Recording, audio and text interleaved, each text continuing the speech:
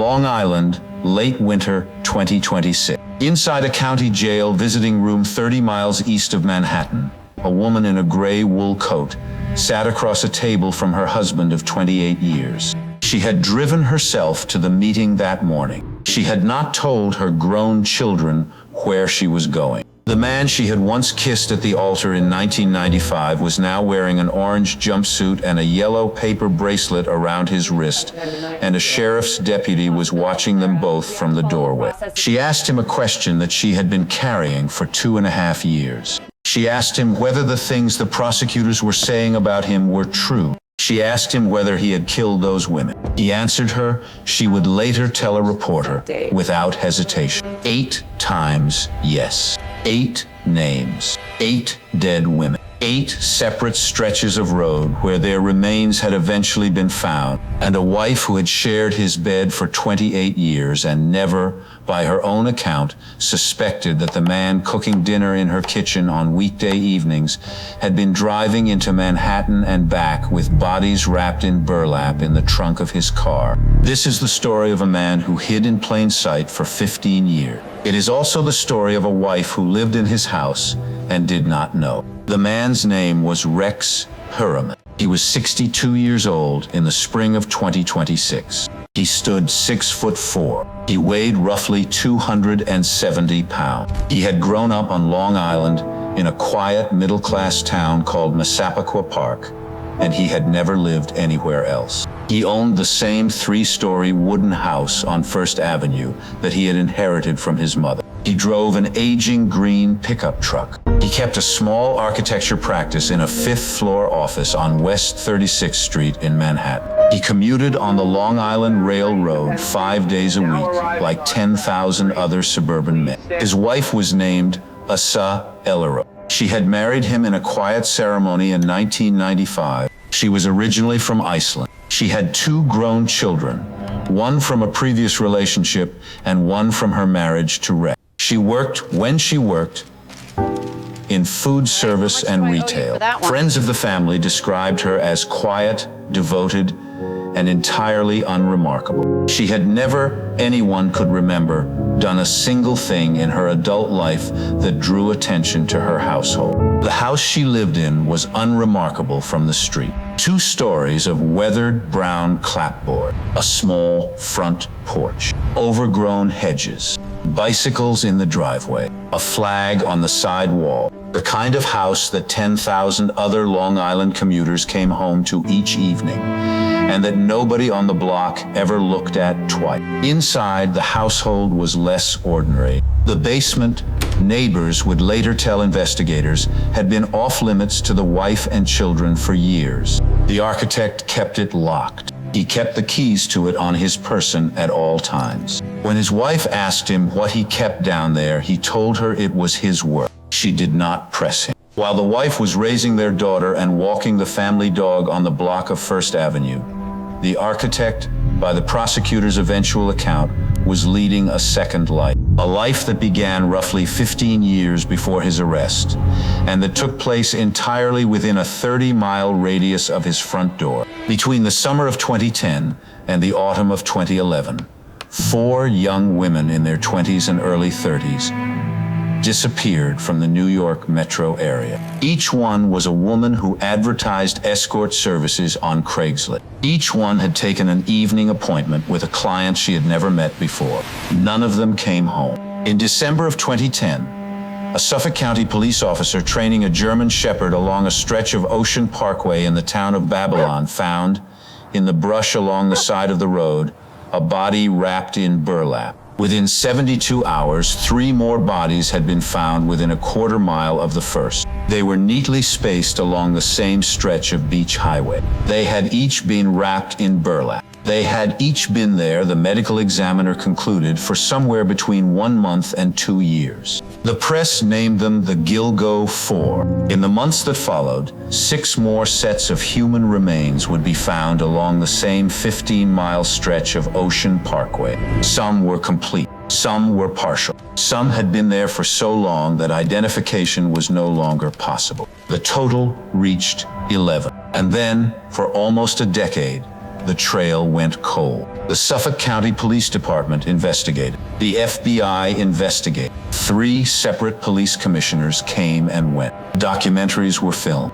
Books were written. A New York State Police task force was eventually formed, then disbanded, then formed again.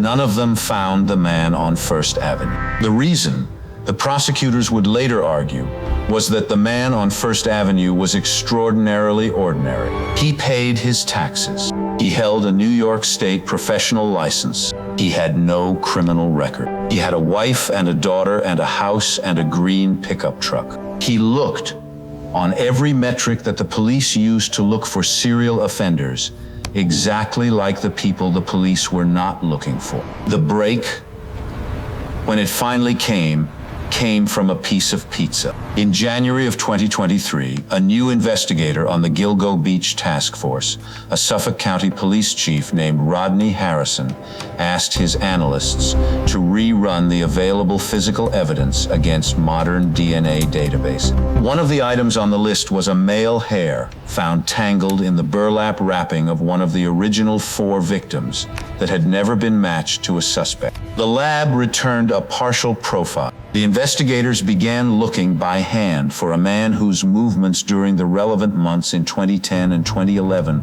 could not be ruled out. In late 2022, a surveillance team began following a 6'4" architect from Massapequa Park as he commuted to and from his Manhattan office.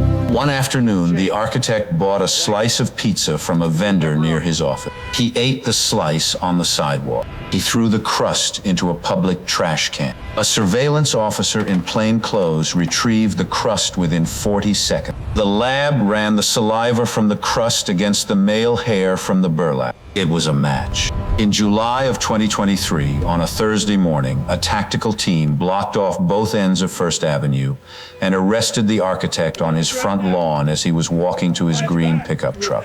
He was wearing a white polo shirt and khaki shorts. He did not resist. The wife was inside the house at the time. She came out onto the porch in her bathrobe and asked the officers what was happening. Nobody told her. That afternoon, the FBI took the basement apart. What they found, according to the unsealed indictment, was not what anyone had expected. The basement was an archive.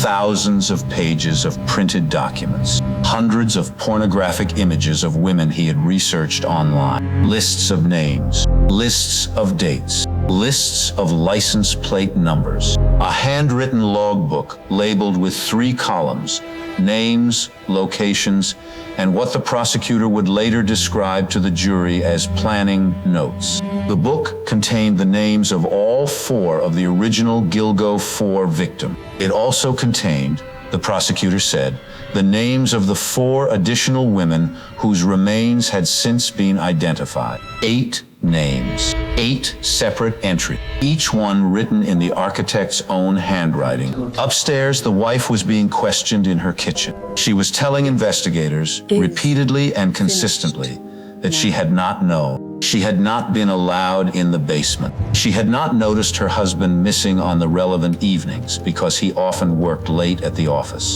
She had not seen the burner phones the prosecutor said he kept in a desk drawer. She had not noticed the boxes of zip ties. The investigators slowly came to believe her. In September of 2023, the wife filed for divorce. In April of 2026, after almost 3 years of pretrial motions and 1 canceled trial, the architect entered Suffolk County Supreme Court in Riverhead, Long Island, and changed his plea to guilty on all 8 counts. He gave no statement to the court. He was sentenced to 8 consecutive life sentences without the possibility of parole. His ex-wife was sitting in the 3rd row of the courtroom that morning. She wore a black coat and a gray scarf. She did not cry. 2 days after the sentencing, she did something that surprised everyone who had been following the case for 15 years. She drove herself to the county jail. She signed in at the visiting room. She sat across the table from the man who had been her husband for 28 years and who had just been convicted of killing 8 women. And she asked him